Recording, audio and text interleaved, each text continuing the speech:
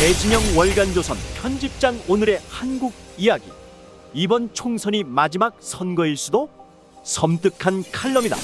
보수우파 진영이 선민우사의 정신으로 대동단결하지 않고 소탐대실의 욕심으로 분열되어 이번 총선에서 종북주사파 같은 대한민국 체제 전복 세력을 등에 업은 이재명의 민주당이 다수당이 되면 이 대한민국이 어떻게 돌이킬 수 없는 나락으로 추락할지를 설득력 깊게 경고하고 있다.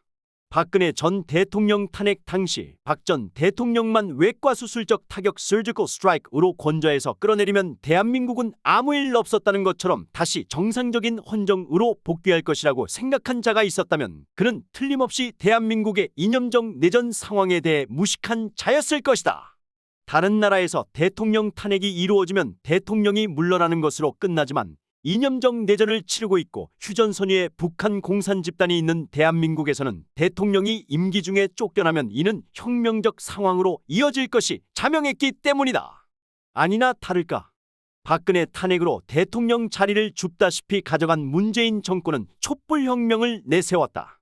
국무총리는 취임 일성으로 문재인 정부의 공직자들은 촛불혁명의 명령을 받드는 국정과제의 도구들이라고 공언했고 기회 있을 때마다 촛불혁명의 결과로 문재인 정부가 탄생했다 고 역설했다. 혁명정권답게 문재인 정부는 국정원, 국방부, 경찰, 검찰, 보훈처, 법원을 비롯한 각 부처의 적폐청산위원회 TF팀이라는 이름의 숙청위원회를 설치했다. 전직 대통령 2명, 국정원장 3명, 대통령 비서실장, 장관, 수석비서관, 국정원 간부들이 줄줄이 감옥으로 갔고 전직 기무사령관은 자살했다. 우파운동을 하던 이들 가운데 많은 이들이 검찰에 불려다녔고 정권과 전경련의 돈을 받았다는 낙인이 찍혔다. 그런 자신감을 바탕으로 문재인 정권은 20년 집권, 100년 집권을 호언장담했고 이를 뒷받침하기 위한 개헌안도 발표했다. 2020년 총선에서 승리한 민주당은 공수처를 만들고 국정원 대공수사권을 박탈하는 등 대한민국을 마비시키기 위해 별짓을 다했다. 9.19 군사합의로 우리 군의 훈련 방어체계를 망가뜨렸다. 탈원전으로 산업 기반을 허물었다. 법원은 고독한 판관들 대신 떼거리로 몰려다니는 판사들이 차지해버렸다. 정말 나라가 망하는 줄 알았다. 조국 대한민국을 망국 직전에 구해낸 것은 역설적으로 조국을 비롯한 문재인 정권의 오만, 비리, 위선, 실정이었다. 그 덕분에 아이러니하게도 소위 적폐수사의 주역이었던 윤석열 전 검찰총장이 대통령이 되면서 대한민국은 베네수엘라 같은 나락으로 굴러떨어지기 일보 직전에 간신히 살아날 수 있었다. 그런데 윤석열 정권이 출범하자 하마터면 나라가 망할 뻔했다는 걸 다 잊어버렸다. 윤석열 대통령과 그 측근들은 그들이 상대한 세력이 어떤 세력인지를 잊어버리고 2년여를 허송했다. 인사에서도 문재인 적폐청산에서도 대장동 수사에서도 MBC나 KBS 등에 대한 대책에서도 정책에서도 긴장감이 전혀 느껴지지 않았다. 문재인 정권이 전광석화처럼 적폐청산을 밀어붙인 데 비하면 세워라 내워라였다. 이력서만 좋은 사람들, 기회주의적 처신을 일삼았던 사람들이 득세했다. 그러는 사이에 어느덧 정권은 중반으로 접어들었고 총선이 다가왔다. 한때 이재명 사법리스크와 한동훈의 혜성 같은 등장으로 여당이 과반수 이상을 차지하면서 압승할 것이라는 장밋빛 전망이 나오기도 했다. 우리 사회의 좌파 세력과 알게 모르게 그에 물든 이들이 얼마나 강고하게 자리하고 있는지, 우리 사회가 얼마나 좌파에게 유리하게 기울어진 운동장인지를 망각한 철없는 환상이었다. 그리고 이종섭 황상무 건으로 선동이 시작되자 판은 순식간에 뒤집어지고 말았다. 벌써부터 4년 전보다 더 상황이 안 좋다는 죽는 소리가 나오고 있다.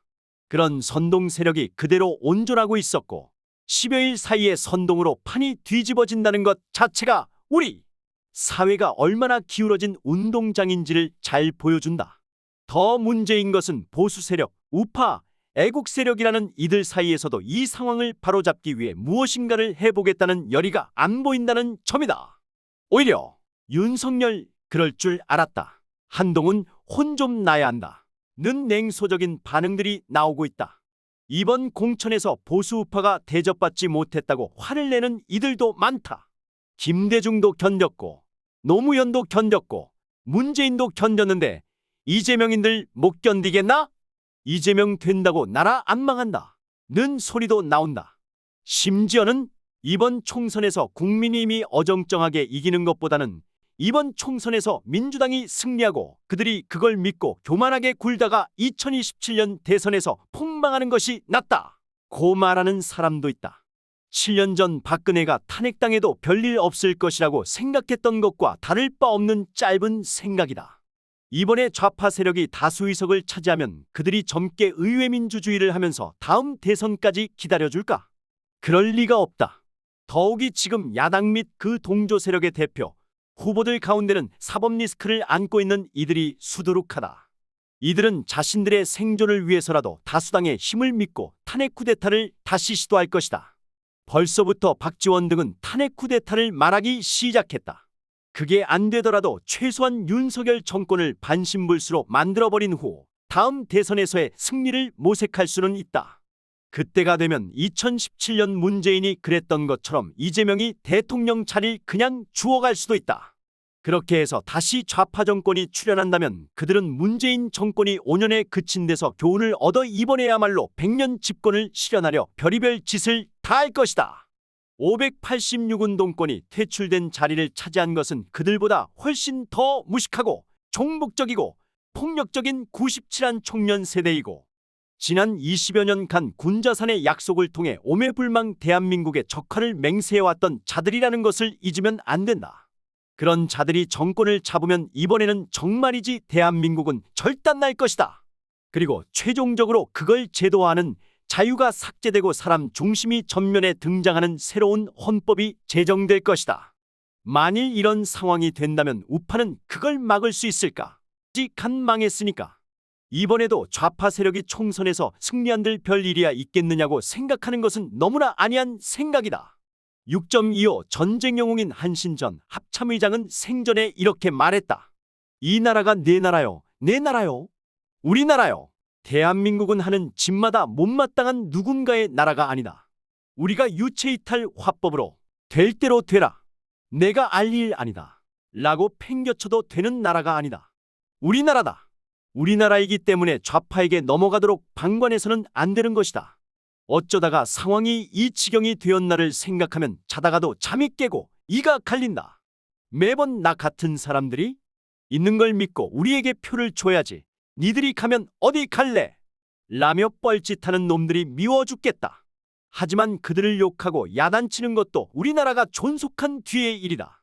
배진영 월간조선 편집장. 이옥은 방송. 이옥은 방송. 구독, 좋아요는 좋은 방송을 만드는 데 큰 힘이 됩니다. 감사합니다.